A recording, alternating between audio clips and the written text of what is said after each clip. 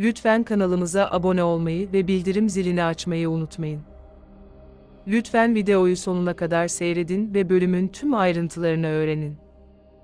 Dizinin son bölümünde yaşananları ve yeni bölümde yaşanacakları anlatacağız. Dizinin özet bölümünü seyretmek istemeyenler videoyu ileri sarabilirler.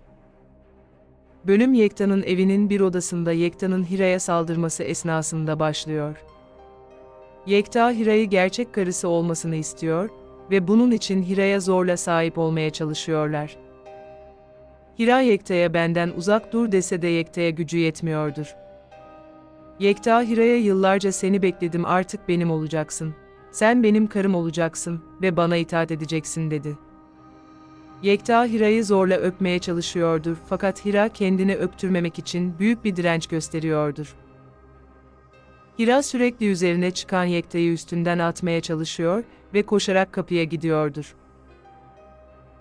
Fakat kapı kilitli olduğu için Hira bir türlü odadan çıkamıyordur. Hira masa üzerindeki cam vazoyu Yekta'nın kafasına vurdu ve Yekta aldığı darbe sonrası yere yığıldı. Yekta baygın bir şekilde yerde yatıyordur, kafası kanlar içerisindedir.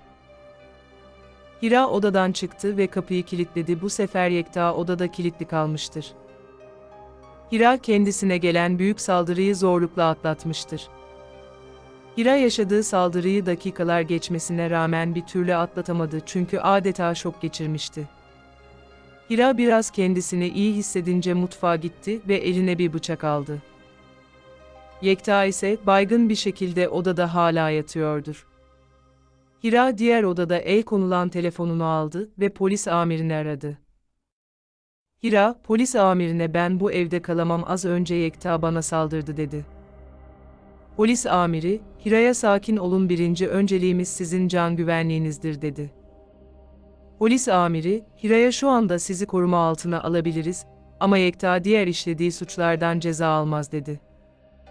Polis amiri, Hira'ya yarına kadar idare edebilirseniz Yekta ve Taşkın'ı buluşma alanında suçlu duruma düşürürüz ve Yekta büyük bir ceza alır dedi. Hira, polis amirine kızım için dayanacağım dedi. Hira yarın Yekta ile birlikte Taşkın'la buluşma anına kadar sabretmek zorundadır. Diğer tarafta ise Orkun çalışma odasındadır ve Sahra ve Hira'yı düşünüyordur. Orkun çok huzursuzdur çünkü Yekta'nın Hira'ya eziyet edebileceğini düşünüyordur. Ama Orhun Hira'nın kendisine söylediği cümleleri hatırladı. Hira Orkun'a yeni bir hayat kurmasını söylemişti. Orhun bu sebepten dolayı Hira'nın ayağına bir kez daha gitmek istemedi. Orhun en güvendiği adamı Erhan'ı yanına çağırdı ve Yekta'nın evini gözetlemesini söyledi. Ertesi sabah olmuştur, Yekta'nın evinde Yekta'nın bağırışları duyuluyordur. Yekta sabaha kadar baygın bir şekilde o odada kilitli kalmıştır. Yekta bağırarak Hira'ya çabuk kapıyı aç, buraya Taşkın'ı çağırdığını biliyorum dedi. Yekta Hira'nın Taşkın'ı gizlice eve çağırdığına tahmin ediyordur. Hira daha fazla beklemedi ve kilitli kapıyı açtı. Hira, Yekta'ya iyi misin dedi. Yekta şaşkın bir şekilde Hira'ya bakmaya başladı.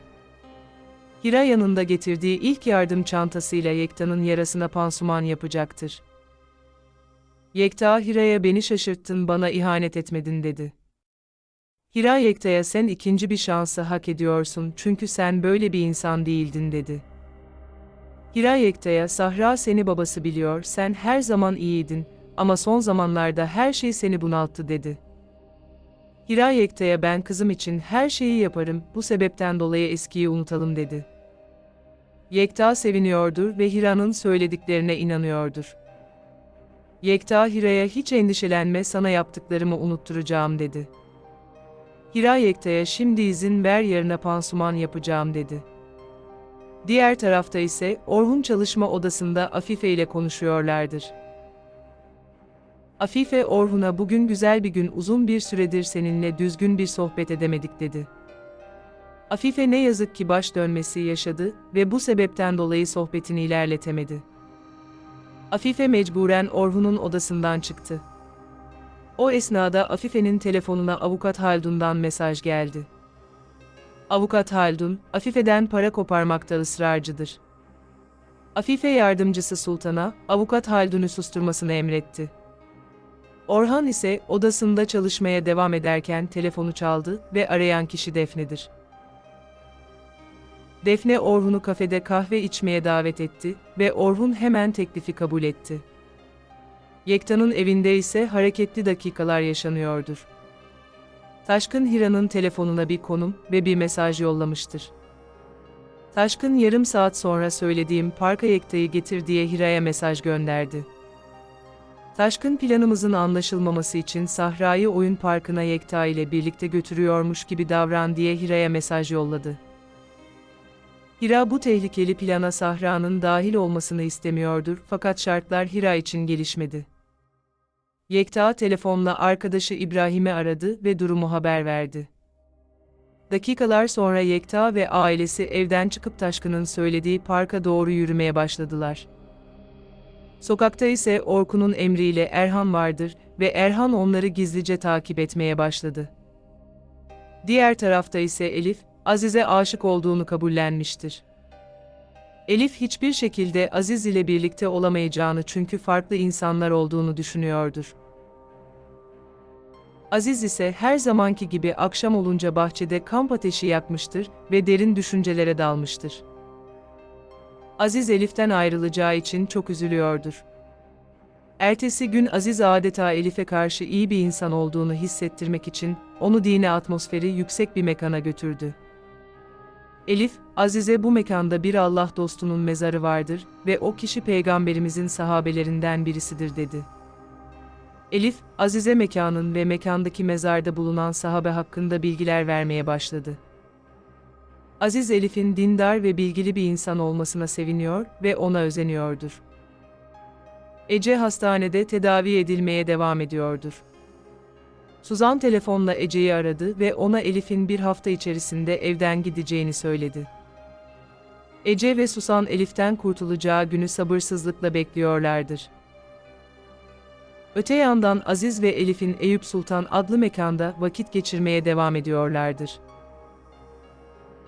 Aziz Elif'e bir daha birbirimizi görmeyeceğiz, bu sebepten dolayı beni kötü hatırlamanı istemem dedi.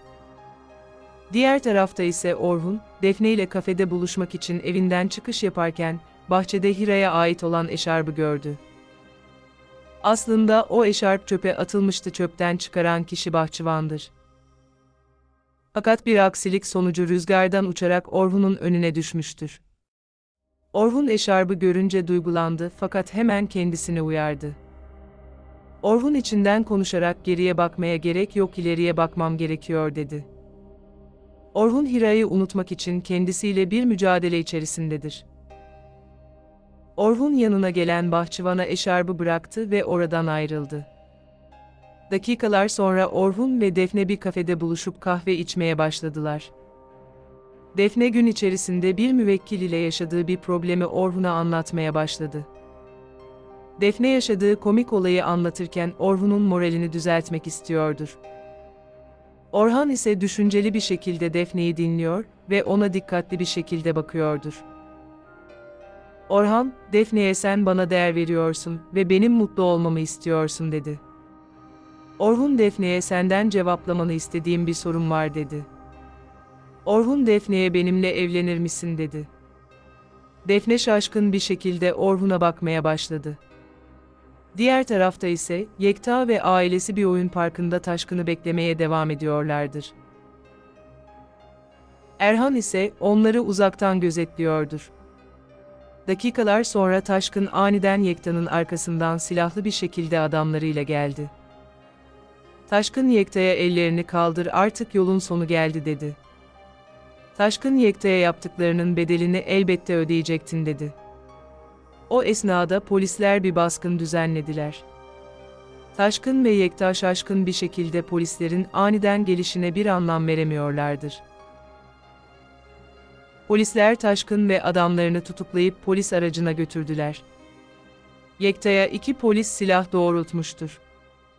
Polis memuru Yekta'ya işlediği suçları söylemeye başladı. Yekta Hira'ya bakarak alçak, bana ihanet ettin dedi. Hira Yekta'ya yaptıklarının bedelini ödemek zorundasın dedi. Yekta aniden şefkatli bir baba rolüne bürünmeye başladı. Yekta Sahra'ya endişelenme, kızım sakın ağlama diyerek polislerin dikkatini çekmeye başladı. Yekta Hira'nın yanında duran Sahra'ya yavaşça yaklaşırken, Hira ona yaklaşma dedi. Yekta hızlı bir hamle yaparak Sahra'yı kucağına aldı ve Sahra'ya bir silah doğrulttu. Yekta polislere bana hiçbir şey yapamazsınız dedi. Sahra, anne bana yardım et diye bağırmaya başladı. Hira için korku dolu dakikalar başladı.